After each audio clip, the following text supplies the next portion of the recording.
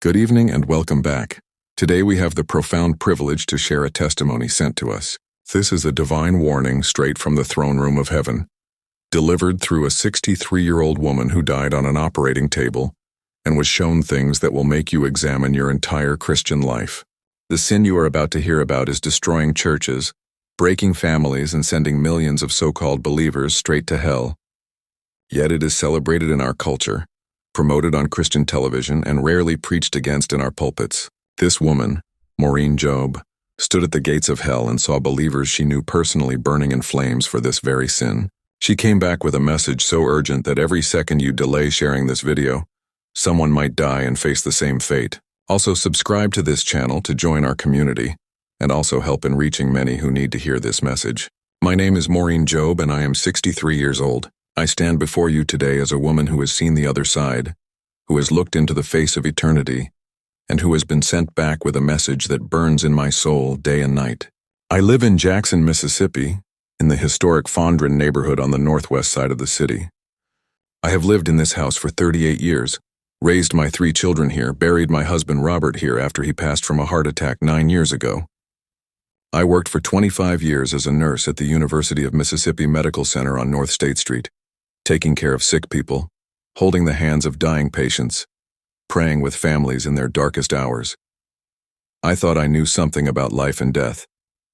I thought I understood what it meant to be a Christian, but I was wrong. I was so very wrong. On September 5th of last year, I went in for what was supposed to be a routine surgery. I had been having problems with my heart, irregular rhythms that sometimes made me feel faint. The doctors at UMMC said I needed a procedure to fix it, something they did all the time, very low risk. My daughter Bethany drove me to the hospital that morning at 6 o'clock. We prayed together in the parking lot before I went in, asking God to guide the surgeon's hands. I kissed her goodbye and told her I would see her in a few hours. But something went wrong during the surgery. My heart stopped beating on the operating table. The doctors tried to restart it, but for 7 minutes my heart would not respond. I was clinically dead, no heartbeat, no brain activity, gone. What happened during those 7 minutes changed everything I thought I knew about God, about myself, and about what it really means to follow Jesus. The moment my heart stopped, I felt myself rising up out of my body.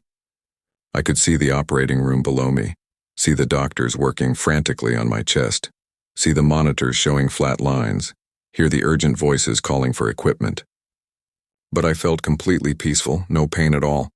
Then suddenly I was moving very fast, being pulled upward through what looked like a long tunnel. The walls of the tunnel seemed to be made of swirling light, and I could hear music in the distance, the most beautiful music I have ever heard.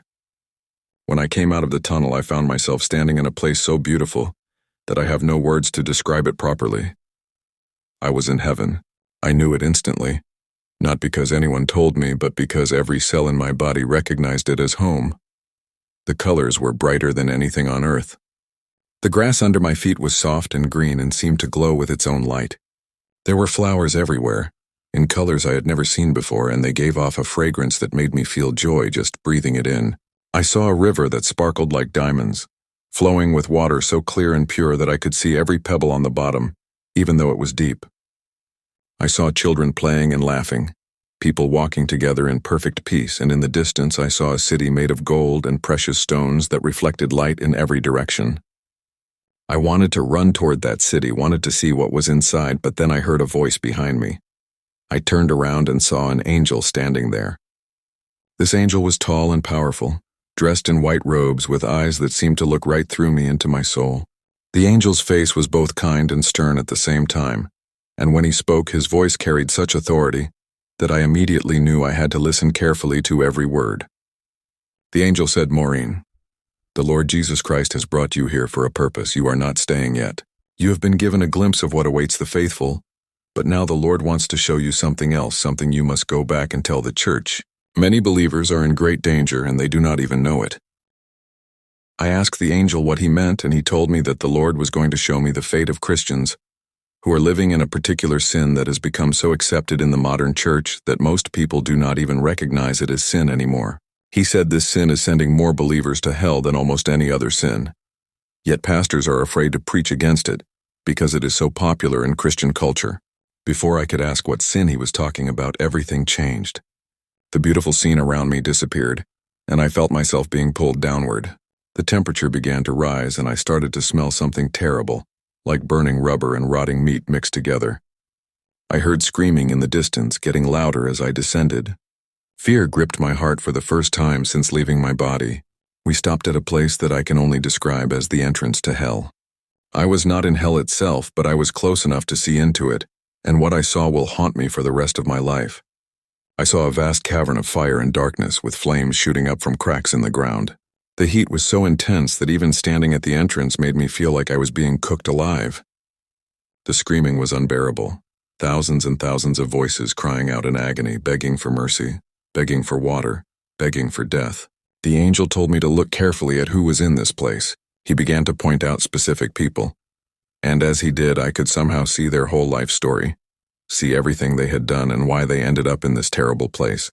What shocked me most was that the angel was showing me Christians. People who had gone to church, people who had believed in Jesus, people who thought they were saved. The first person the angel showed me was a woman about my age, burning in the flames and screaming.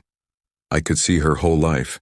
She had been a faithful church member for 40 years, attended every Sunday, sang in the choir, gave her tithes.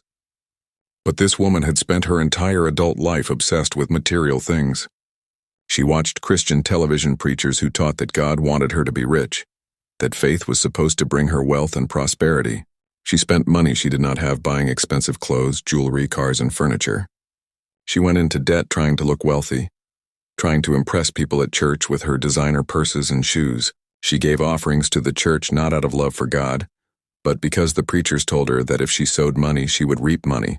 She treated God like a lottery machine, like a cosmic ATM that existed to make her comfortable and rich.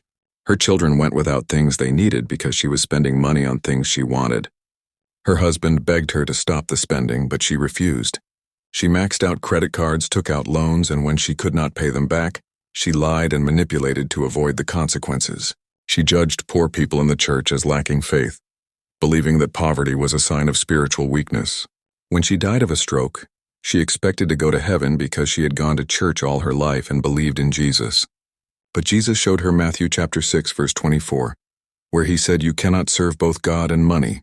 He showed her 1 Timothy chapter 6, verse 10, where it says the love of money is the root of all evil. She had made money and material things her God, and she died worshiping at that altar while singing praise songs on Sunday. The angel told me that this sin, the love of money and material things, is one of the most dangerous sins in the modern church because it has been disguised as faith. We call it prosperity gospel, we call it the blessing of God, but God calls it idolatry. Jesus warned more about money than he warned about almost anything else. But the church today treats wealth and material success as proof of God's favor. Then the angel showed me a man who was in torment, crying out for relief. This man had been a successful businessman and a prominent member of a large church. He gave big offerings that paid for church buildings and programs. The pastor always recognized him from the pulpit, always thanked him for his generosity. Everyone in church thought he was blessed by God because he was rich.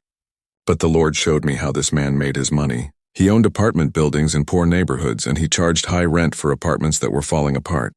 When tenants complained about broken heaters in winter or leaking roofs or rats and roaches, he ignored them.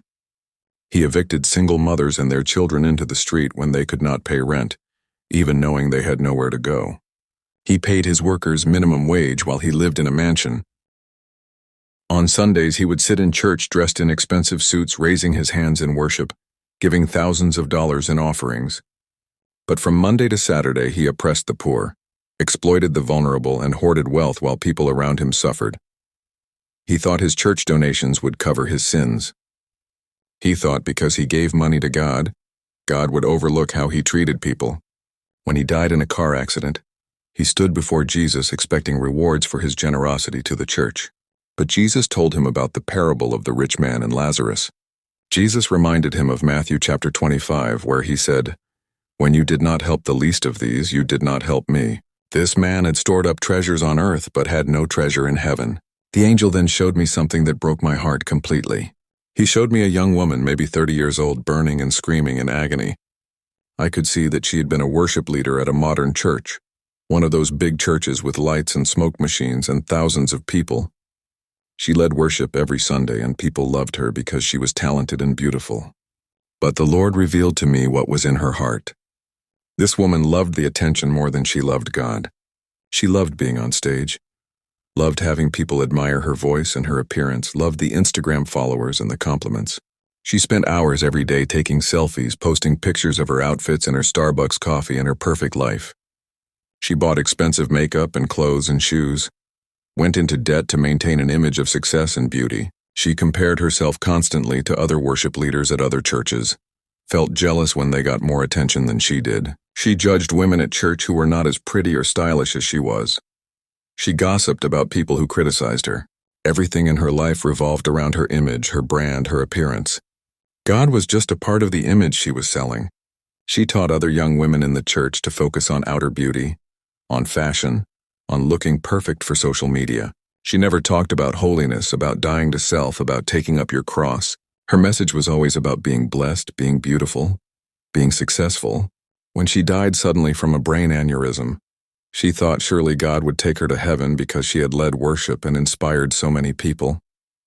But Jesus showed her 1 Peter chapter 3 verse 3 and 4, where it says that beauty should not come from outward things like fancy hairstyles and gold jewelry and fine clothes, but from the inner self, the unfading beauty of a gentle and quiet spirit, which is of great worth in God's sight. He showed her 1 John chapter 2 verse 15, which says, "Do not love the world or anything in the world, because if anyone loves the world, love for the Father is not in them." This woman had loved the world, had served the God of self and image and materialism, all while leading worship to Jesus. Her heart was far from God even as her mouth sang his praises. The angel told me that this is one of the most common reasons young believers are ending up in hell. They have made idols out of material things, social media, appearance, and success, but they think they are serving God because they go to church and post Bible verses on Instagram. Then the angel showed me something that made me weep. He showed me an old man, probably in his 70s, suffering in the flames. This man had been a deacon in his church for 30 years, respected by everyone, known for his faithfulness. But the Lord revealed his secret sin. This man had spent his whole life chasing after more and more money. He owned a successful business and had plenty of money, but it was never enough. He wanted more. He cheated on his taxes, lied to business partners, took advantage of people to make extra profit. He hoarded his money, rarely helped anyone in need even though he could easily afford to. When missionaries came to church asking for support, he never gave. When poor families in the church needed help with rent or food, he looked the other way. He lived in a big house, drove expensive cars, took luxury vacations, while the church building was falling apart and missionaries were struggling to feed orphans.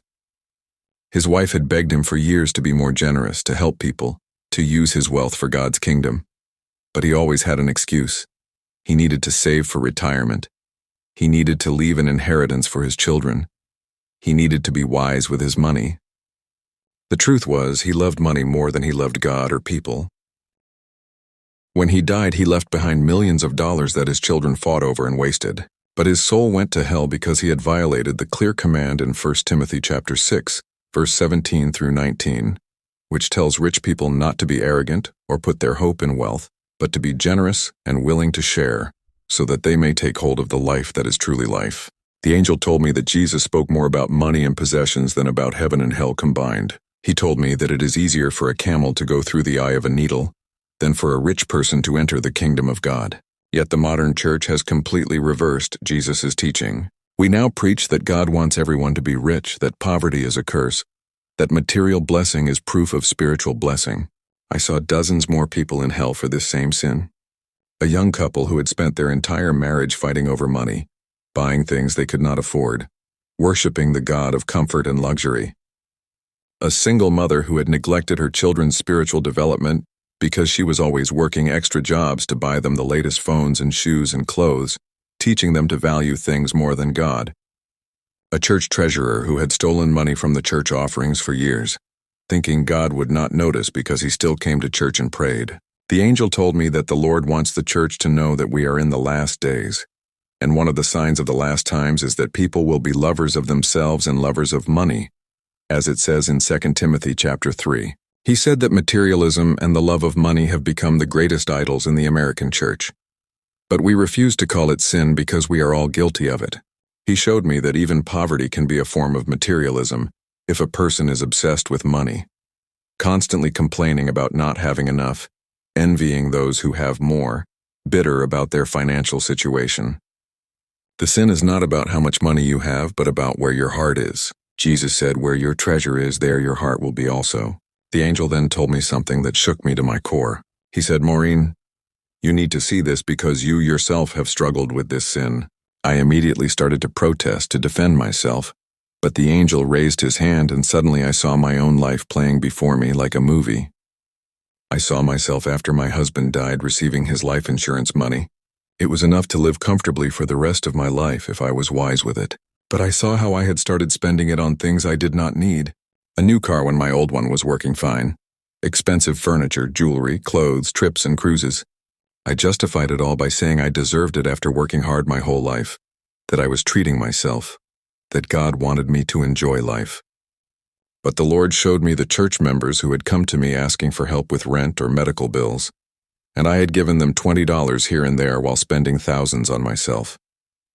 He showed me the missionaries who had shared their needs, and I had given small offerings while spending money on luxuries.